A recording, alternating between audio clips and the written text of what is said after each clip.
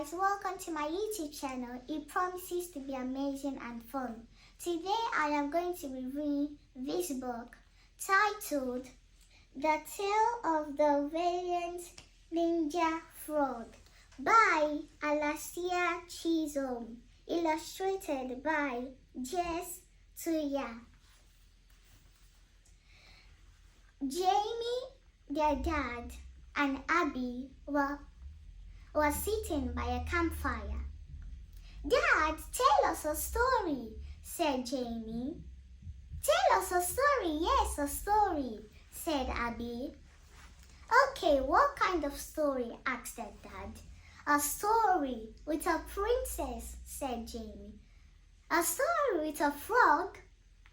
"A story with a princess, a prince, a witch, and a monster. Don't forget the frog." "All right, ready?" Once upon a time, in the deep forest where there was the shadow of the horrible castle, deep underneath the castle, there was the shadow of the horrible forest. The heroes were walking through the forest. But the heroes, there was a witch there, magnificent and did so much magic. A princess, a jewel-thief princess, beautiful, and a thief, of course. There was a prince, also beautiful, handsome, and has a horse. And there was the witch's little tiny frog, as big as your thumb. The heroes were there because of a giant named Gobbler. This giant was a very, very big giant. His hands were as big as a table. His ears were as big as a plate. And the breath from his mouth, from his mouth was the smell of broccoli. "Yuck," said Jamie. "I like broccoli," said Abby. That continues the story. The heroes were there because no one had their keys. No one could enter their house. No one could do anything. Not even anyone could sleep, eat, because the shops that were there, the people, the owner of the shop, did not have their keys, so they could not open the shop. No one could even start their horses. No one had their keys, so they could not do anything, nothing at all. So the heroes planned a very good plan. It was a very, very good one. Gobbler kept the keys down in his house, down in Gobbler's house, and no one could get there because it was deep, deep down.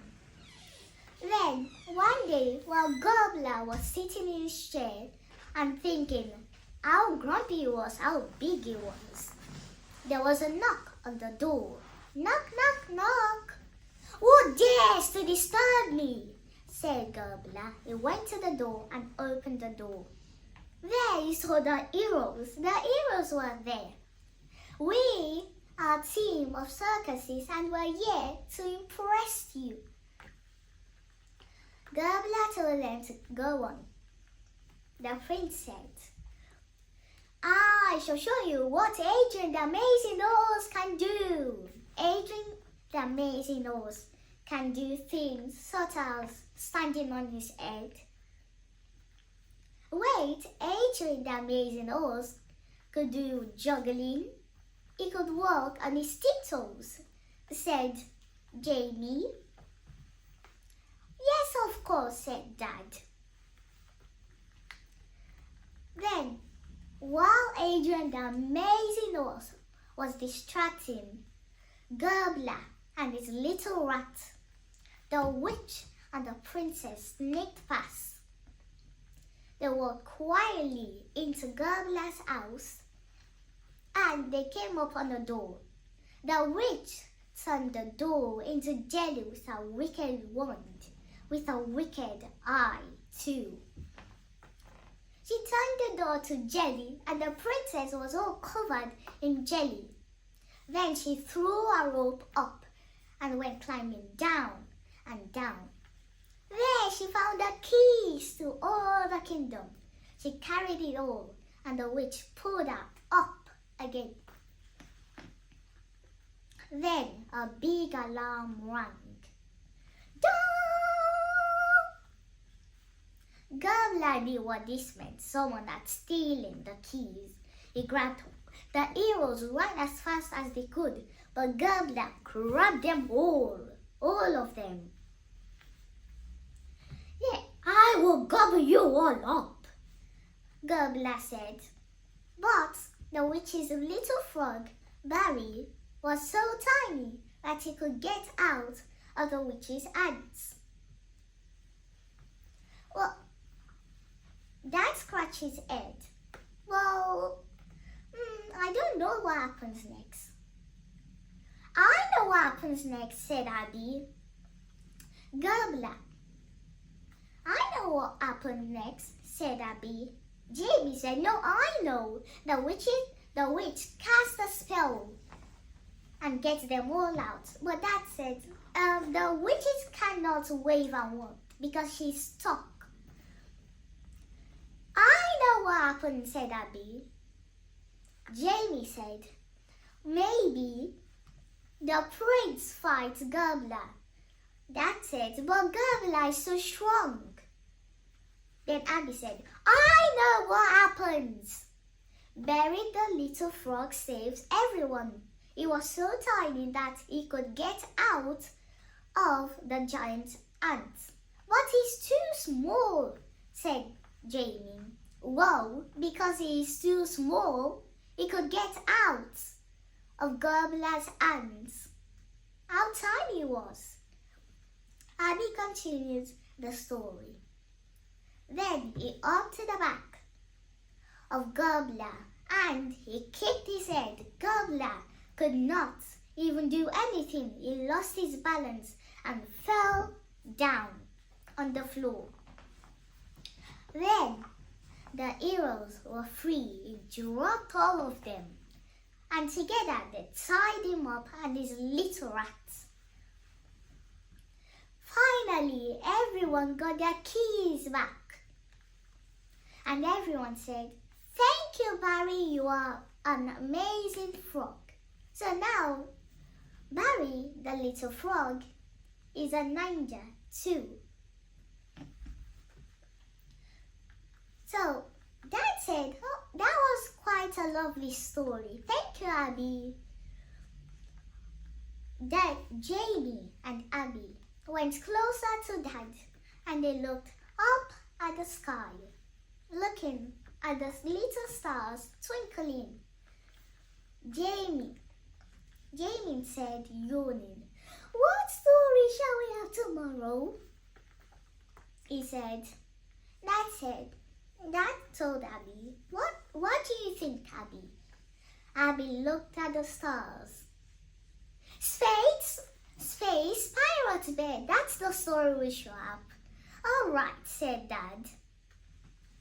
What I learned in the story is that even small creatures, small people are mighty. So, let me use something as an example.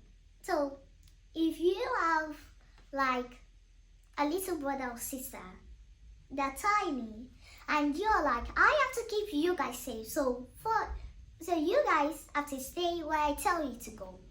But then one day when you're in trouble, they're the one coming out and you're like, go, don't come here. But they don't. But they go, we have to save you. And they save you. So, it's like, let me explain with another way. So bullies Some people are like, if you're the shortest in your class, I'm not saying that you will be, just an example. If, for example, someone is the shortest in their class, and some people don't want to play with them. And one day, those people who are bullying you, those people are saying, oh, I don't want to play with you. You're so short. You cannot even do anything that we're doing. I don't want to play with you. But then one day, when they're in trouble, when something bad is happening to them, you know that they have bullied you. They have done something so bad. They have called you names, mean names. They have said so many rude things to you. But still, you are thinking, wait, if I show them that I can do this, they would stop bullying me. And you save them, you help them. They're the one going to be saying sorry for saying all of those mean things to you. And then you become friends. You don't have to be friends with them if you don't want to, but still, they're going to be like, oh, I didn't know that you could do something really amazing. They're going to be saying, can you teach me how to do that? You are really amazing. I'm sorry for saying that. I'm sorry for bullying you. I'm sorry for bullying you and calling you names and saying so many mean stuff to you. And you forgave them. You all live happily. And you have a happy life. So, small creatures, small people, they can still do amazing things. They are mighty. No matter what you say to them, one day you're going to be shocked to see what they can do. That's what I learned in the story. Thank you guys for listening to me. Please subscribe and share, and please take care of yourself.